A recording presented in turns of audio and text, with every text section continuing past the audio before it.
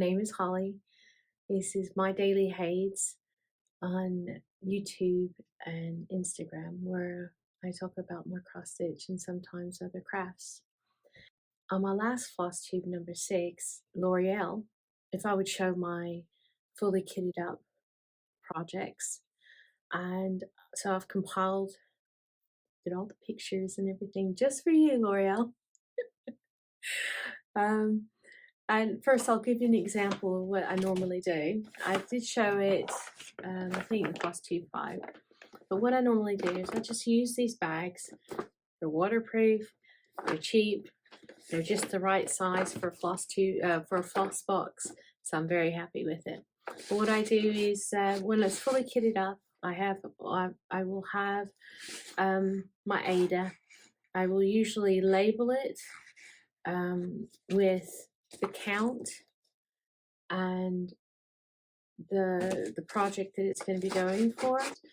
I don't put the needle minder or needles in there because I put 100 needles, roughly 100 needles, 90 to 100 needles in each floss box when I'm getting ready to start a project.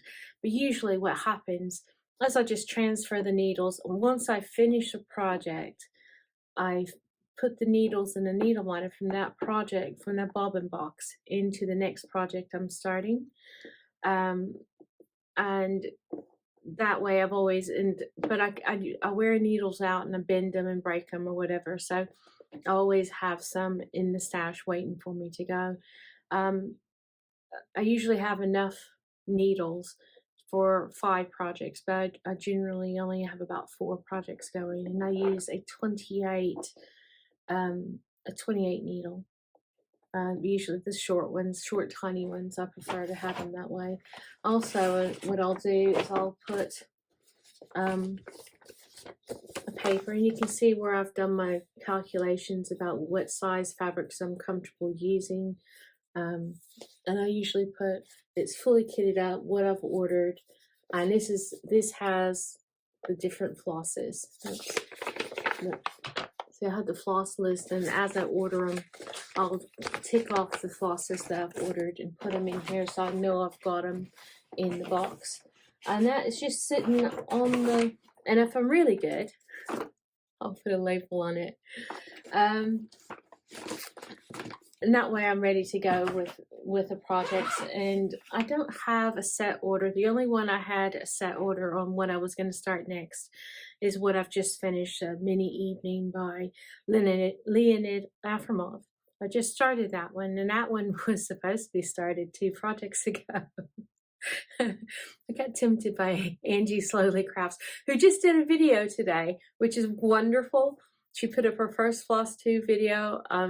You should watch her. It's really pretty cool. It was good to see her, and she's quite relaxed. She's not stressing out like I was.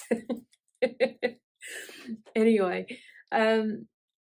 L'Oreal asked me to show you some pictures of ones I've got kitted up, and these are, I've actually put them in a special book. You probably can't see very well. This is the Flower Mart, and I never realized until I started putting all the names on this that I have so many of Dona Gelsinger's patterns, which is pretty cool. I never realized that all the ones I really liked were, because I've just bought them at different times ever since I started. I did my first full coverage in 2018. I started New Year's Eve 2017, and I finished it in November 2018.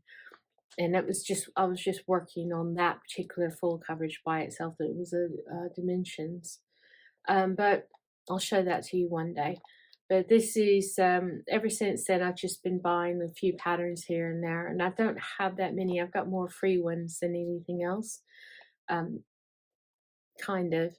I mean, Artecy are really wonderful, and they'll put out 2 free patterns every 6 weeks or so, and I've got quite a few there, so I'll start, but I'm aiming to start, but not at this time. These are the ones I've actually bought. All right, so this is the Flower Mart by Dona Gelsinger. I will be doing it on 18 count AIDA, and all my AIDA is usually white. Even cream is plays tricks on my eyes because my eyesight's not so great. Next will be the Reef mini. It's Heaven and Earth Designs Mini the Reef by John Enright, and it will be done on 18 count as well. I'm really looking forward to this one. Jeep Girl Stitches and Lara, the colorful stitching girl, both of them are doing this, and every time I see them work on it, I just want to start so bad, but I know that I can't because I'll just get too stressed. I'm already stressing about having mini evenings started. Anyway, next one is Mini Serenity Lane by Dona Gelsinger again. And this is another one I've already planned to do on 18 count. A lot of the times when I was kitting these up, these were kitted up quite, a year or two ago. And that was 18 count was the one that I was that I was comfortable buying with, and I've kind of branched out, as you'll see later on. Now this is HAED Mini Glory of Evening by Thomas Kinkade. I love Thomas Kinkade's work. And it's going to be done 18 count as well. And this is another one. Now I'm just so keen to start it, but it has to wait its time. Let's see. Now this one, my husband is really keen on this one. Is Storykeep Tiki Beach Sunset by Aimee Stewart, and it'll be done on 20 count easy count Aida. So that will be my first 20 count. So that would be pretty cool. And this is lovely. My husband and I both love the beach. My husband sunsets and oh crumbs. This is being very awkward. This one is another Dona Gelsinger on the Heaven and Earth Designs. And this is called Mini Lakeside. I'll be doing this on 20 count as well. Leanne at Small Town Stitches was doing this, and she just kept saying there was a lot of confetti on the side. So what I did is I bought this one. I bought the Quick Stitch Lakeside, which was just this middle bit. And then when I got the kit, the quick chart, I was like, 300,000 stitches, no! So I bought the mini instead, and I think what I'll do is I'll start where the fire is, or start in the middle and try to do that bit, and then make a decision, whether I'm going to extend out to those bits there. So that will be, we shall see how that turns out. It may end up being the whole thing, because I might end up wanting to do it, but the intention is just to do that middle seam with the moon and everything else. Now this is my first Artecy pattern I've ever bought, and this is the only one I've bought so far. It's a little bit darker than I think it's actually come out. It's glorious. It is, but it's called Peace River Cabin by Kim Norlien, I think Norlien, and it's going to be done on 20 count Zweigart easy count. I think that's what it says. Aida. The only one I currently have, I don't have any on Ludana or anything at the moment. All of them are an Aida except for my Falling Snow. But this, it just looks like the perfect place for my husband and I to live. It's out in the middle of nowhere. It's got boat, water for my husband to go fishing.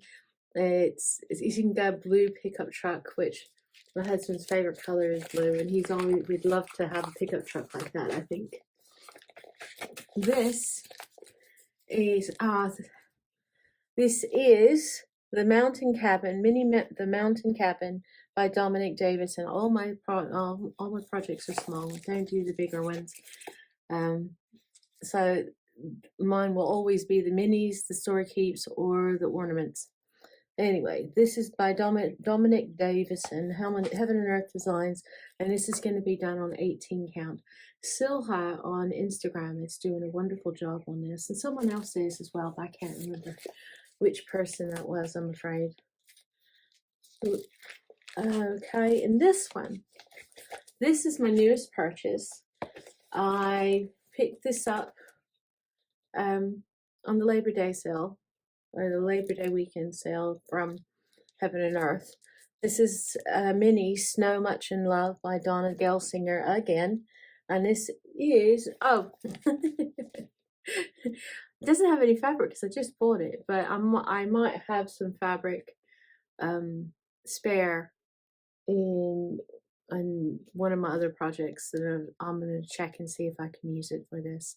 If not, I'll be ordering it soon, and I'll probably do it on an 18 count because of all the light colors, and it's most likely I'll crop out this bottom bit here.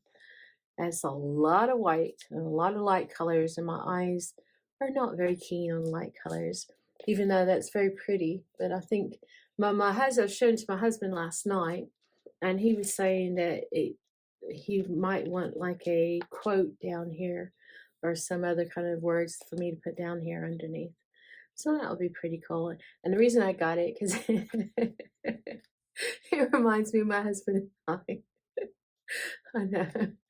It's kind of silly, isn't it? But I love it. And I've been wanting it for ages and ages, and I kept putting it off because it is a lot of white.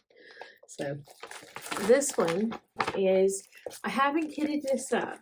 This is one of the ones next to be kitted up. I'm in the process of gathering up a list of flosses for this and a few other things. What I do when I put an order in for floss, I first go through my projects and my stash to make sure I have enough flosses for the projects I currently have going, in with the spare in my stash, and then I kit out from there. And then if I have any room left on my order, because I usually order things to get until I get free postage. This is Mini Ray of Light by David Penfound.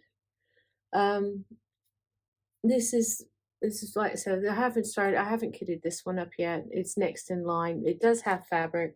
It has 22 count Aida. It'll be my first 22 count Aida once I start doing it.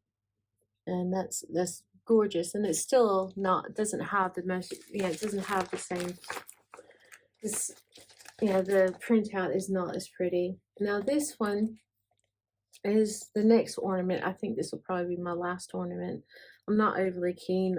I like having corners. But I bought this at the same time as I bought my Santa's Magical Flight that I finished last year. Anyway, this is HAED Ornament Santa and Frosty by Dona Gelsinger. As I'll be doing it on the 18 count, which is the same one I did on Santa's Magical Ride. And I think that's so cute, but I'm not really keen on doing human faces, or doing faces on beings. And that is it. Those are the ones that I've got. I'm thinking that's all of them. So I've got 3 that I'm in the process of. Yeah, I've got 3 that there's Snow Much in Love, the Ray of Light, and Santa and Frosty are the ones that I'll be gathering up the flosses for next. Also, what I normally do is once I finish a project, I then wipe it, take some wipe off the name, because I put the name of the project on the box in Sharpie. And it's very easy to get off. When you're ready to take it off, just put a little bit of washing up liquid and get a scrubby sponge and scrub it off, dry it. It's over and done with. You can put another name on it. And once I'm done with the project, I finish the project, I then put the flosses back into my stash, and I then move it into my kitted up project. So the next thing that will probably, the box that the thing I should finish first should be Birds and Blooms. And once Birds and Blooms is finished, I will take that box and it will then get allocated to Snow Much in Love, because Snow Much in Love is the one that I will start before Ray of Light and Santa and Frosty, just because I love it so much. And that's just the way I rotate things out, like that. But I must say that I I do get in a tizzy, and I will order every once in a while. I'll order more boxes, and I do have loads of bobbin boxes because I have all these kitted up. The ones that I said that were fully kitted, those are all kitted up with the bobbin box, because that's how I do my projects. Everything has its own bobbin box, and it works out better for me that way. It's labeled. It has all the threads that it needs.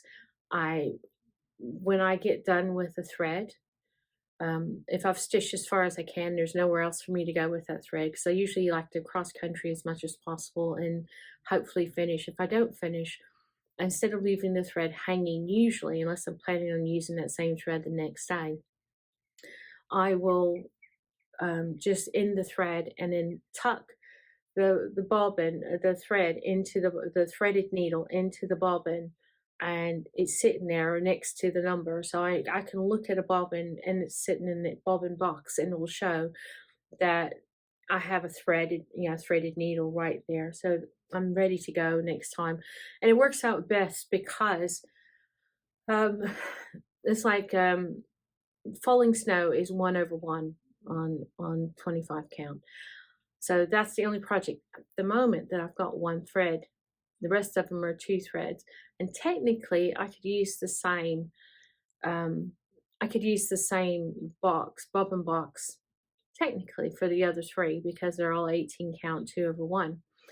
But I don't have the bobbin boxes that I have. The mini threads fit in it perfectly, with just enough room for one little one little space left to hold my needles with my needle minders. So that's all organized. It's sorted, and I know when I pick that box up, it's ready to go. Yes, I've got duplicates, but um, I'm not worried about it. I'll just put them back into my stash and use them for something different later on. I'm not worried about variances of color, because most of my projects are full coverage, and unless you've got a huge amount of just one color, you don't see a huge difference. I mean, honestly, if you're doing like 1, 2, 3 stitches all over the blooming piece, you're not going to go, oh, that stitch there is just slightly different from that stitch over there. I defy anyone to get a color card or one of those DMC cards. They sit there and go, well, that one's not the right color as that one. That's just my way of looking at it. I'm quite relaxed in that respect. I'm not one to get stressy about it. Life's too short to get stressy. Now, there are times when you've just got a lot of background color, or a lot of color that you need to be right. You know, it's an obvious difference if you start one block and then you go down, change, and this next block is slightly different. And the only thing, what I do then is I usually make sure that the next bobbin is coming up is there, and if there is, it's like with the Love Sunset stamped kit. They gave me the thread for it, but one of them was both of them were marked as the same color, but one of them had a great difference. So when I was bleeding, when I went into it, instead of just stopping there with one of the color and then starting the next one of the same thread, it was a good difference. The next time I just took one thread from one of the bobbins and one thread from the other one, and mixed them together, so it kind of blended. And you can't really see where I stopped, because I made sure to blend it. And if that happens, I will do the same thing. I've even unstitched one little bit and worked a little bit of the thread, or gone over with one strand of the new color that's slightly different, or the new thread that's slightly different from the other one, and that way it blends enough. And just do two, a few rows, one row or a few rows, so that it blends enough, and that way you don't have to unstitch everything, or as long as you're blending it in. And most people, if you are just really, most of our stitches are quite tiny, and a majority of people looking at them are not going to be cross stitchers. They're not going to know a blind bit of difference. So relax, chill. Don't stress about it, honestly, unless you're going to be doing it professionally, or unless you're going to be doing it for international competitions. I wouldn't worry about it, or at least I wouldn't, but I won't be doing anything like that anytime soon, because I do it as a relaxation, or to be productive, to do something beautiful for our home, and as something to keep my hands busy, because it's just the way I was raised. You don't, you just don't. My grandmother never did. She didn't sit down without some kind of crochet or quilting in her hands, and I'm the same way. I always have something going on. Two or three. I'm like those women with the different plates spinning, and because I always have at least two things going on at the same time. But it means that you use as much of life as possible, don't you? Anyway, L'Oreal, I hope that answered your questions. If anyone else has any further questions, please please ask me in the box below. And I'm wishing you a lovely day, all of you. I'm wishing you each a lovely day. Bye.